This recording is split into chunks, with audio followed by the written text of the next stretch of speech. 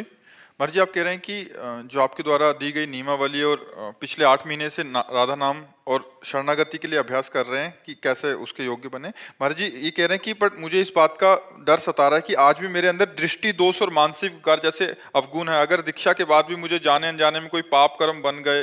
नहीं, बस वाणी से बस न किसी की निंदा कीजिए।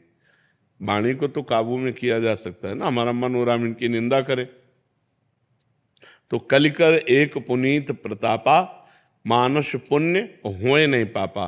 कलयुग में मानसिक पाप नहीं लगता है, तो मन तक आ जाए तो ठीक है, लेकिन वाणी तक ना आने पावे, हम क्रिया में ना उतरने दें।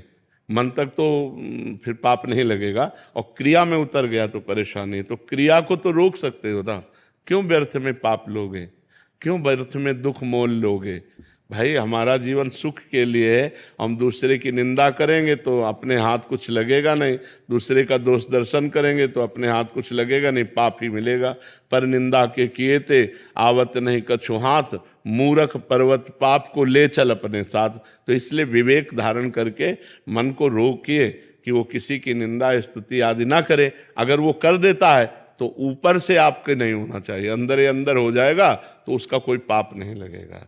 बहुत सावधान रहिए। परमार्थ का मतलब है सावधानी रखना, और ज़्यादा किसी से संबंध मत रखिए, तो ये फिर बात ही नहीं आती। उठना बैठना व्यवहार बातचीत ज़्यादा मत रखिए, अपने काम से काम रखिए और नाम जप कीजिए। तो ऐसा अवसर ही ना आने दो कि 4 लोग बैठकर किसी की निंदा स्तुति करें सुने। अपने आध्यात्मिक जो होता है वो अलग जीवन उसका होता है। जो काम करना है काम कर दिया, जो व्यवहार में जाना है वो व्यवहार में चला गया, लेकिन बहुत सावधान होते हुए। किसी की निंदा स्तुति से मतलब नहीं। महाराज जी माताओं बहनों की तरफ दोष दृष्टि हो जाती है, इससे बड़ा भय लगता है अंदर। नहीं, दोष दृष्टि होना ये मन के पूर्व संस्कार है, लेकिन क्रिया ना हो जाए, क्रिया ना होने पावे।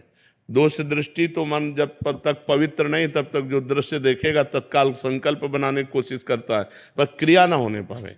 हम किसी माता बहन की तरफ दोष दृष्टि मान लो हमारे अंदर हो गई तो राधा राधा वो खत्म हो गया, लेकिन अगर क्रिया हो गई तो फिर जेल भी जाना पड़ेगा। क्रिया हो गई तो आप समाज में निंदा के भी पात्र बनेंगे और नरक भी जाना पड़ेगा। क्रिया ना होने पावे। आंतरिक मन में विकार को हम नहीं रोक सकते हैं जब तक भजन का बल नहीं जागृत होगा, और जब भजन का बल जागृत होगा तो उसको भी रोक लेंगे। वो संकल्प और मतलब इतना समय ही मत दो। तभी कहते हैं राधा राधा राधा राधा, इतना समय ही मत दो कि कुछ प्रपंच कर पाए, उसके ऊपर इतना बोझा लादे रहो नाम का, कथा का, कीर्तन का, कि उसको अवसर ही ना मिले संसार की तरफ जाने का। अगर अवसर भी मिले तो क्रिया ना करे, क्रिया ना होने पाए, बस इसको रोक ले।